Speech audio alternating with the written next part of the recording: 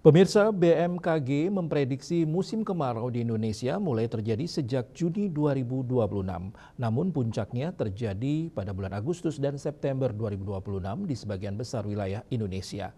BMKG meminta agar pihak terkait mengantisipasi kebijakan jangka panjang terhadap sektor yang terdampak iklim.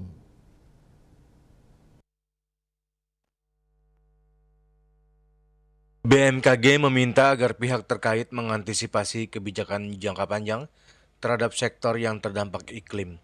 BMKG juga berharap informasi pemuktahiran prediksi musim kemarau tersebut dapat menjadi panduan lanjutan dalam pemantapan perencanaan langkah mitigasi dan antisipasi serta kebijakan langkah menengah hingga jangka panjang bagi sektor yang terdampak iklim cuaca. Kepala BMKG Teguh Faisal Fatani mengatakan untuk puncak kemarau sebagian besar wilayah Indonesia di 369 zona musim mencakup 48,84% luas daratan Indonesia.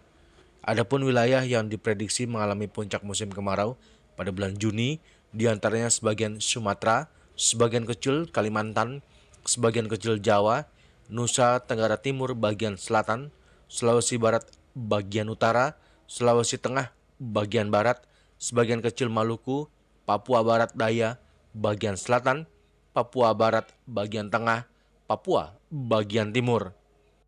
Dalam pertemuan ini, yaitu yang pertama, prediksi El Nino yang terjadi mulai pertengahan tahun 2026 dengan peluang intensitas El Nino pada kategori moderat sebesar 98% dan kategori kuat sebesar 62%.